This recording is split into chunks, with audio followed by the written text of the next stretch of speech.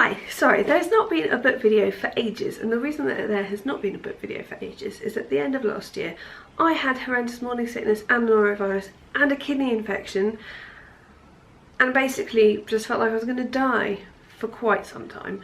And I listened to a lot of audiobooks, couldn't really read, and then got so behind for stuff like Christmas, beauty blogging, makeup stuff, doing stuff with my kids, that having been in bed for a month, I felt like I couldn't really do loads of blogging, or vlogging as the kids would say. So this is a really late book update. Happy New Year, hope you all had nice Christmases. It was short this year, but anyway, these are the books that I have read in November and December of last year, or not read as it turns out.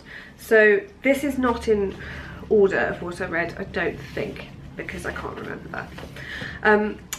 This is A Bookseller's War, which I mentioned before, and was sort of a follow-on from the whole Lord Berners, Nancy Mitford thing, and it is about Hayward and Anne Hill, who started an independent bookshop in London, and Nancy Mitford worked there, and it was during the war, and he gets called up when she is heavily pregnant, and so she has to run the bookshop, and he basically spends his entire time having a horrendous time in the army, and she has to deal with being heavily pregnant with your husband in the army during World War II, and yeah, it's very good. It sort of loses momentum at the end, but it's very nice, lots of letters.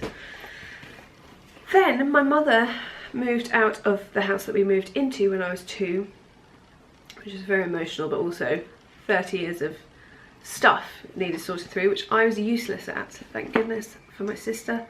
I was very useless because I was sick and I can't do heavy lifting.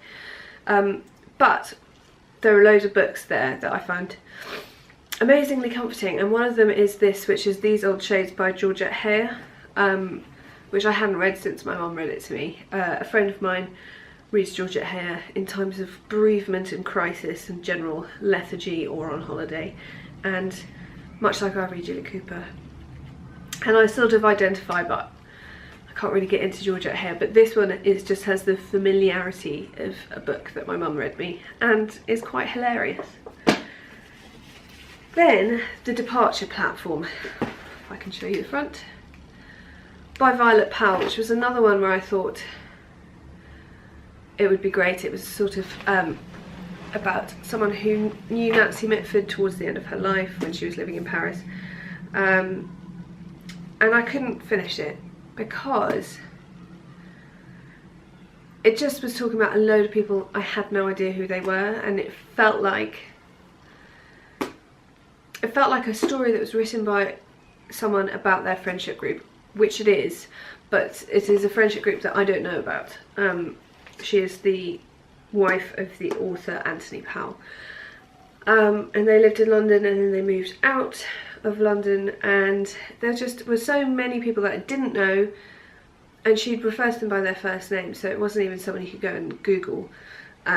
It would just be like, oh, and then so and so turns up, and you're like, I don't know who that is. So I stopped. I don't do that very often, but I just felt like, no. Then it was Hercule Poirot's Christmas. Definitely one of my favourite Agatha Christie's.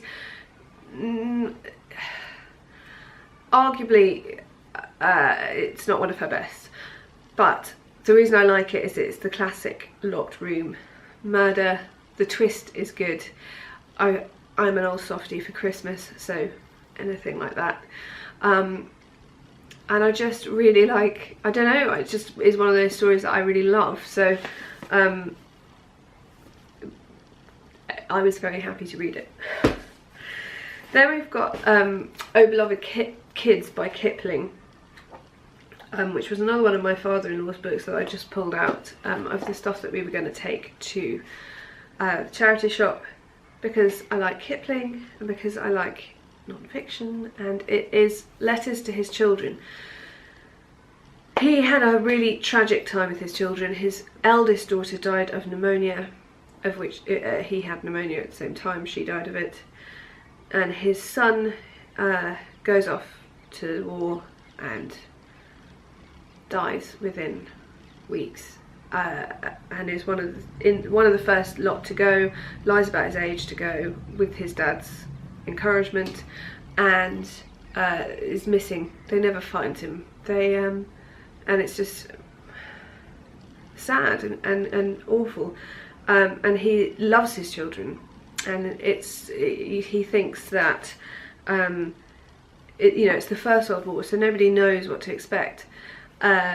And so he thinks that he'll go off and have a bloody good time and be back in time for tea, which is what they all thought. So it's very moving because you know all of that's going to happen. There's lots of cute pictures.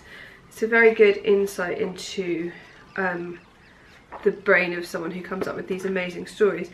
But what I really liked about it is I'm obsessed, I really want to go, with Kipling's House Batemans, which is in Sussex. And has this beautiful garden, and so it's got lots about how he and his wife and what they're doing to the garden, about their dogs and things.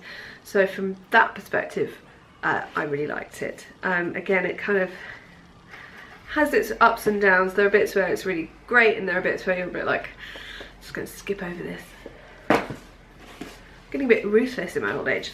Then Murder is Easy, another Agatha Christie from my chronological reading.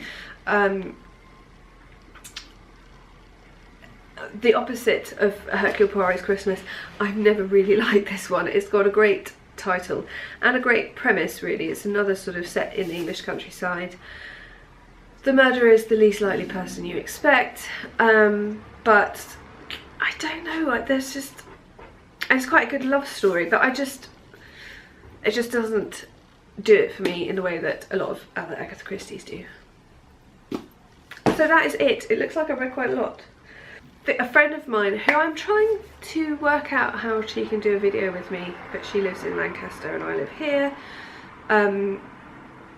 She last year read a book a week, 52 books, and I would like to say that I was going to do that.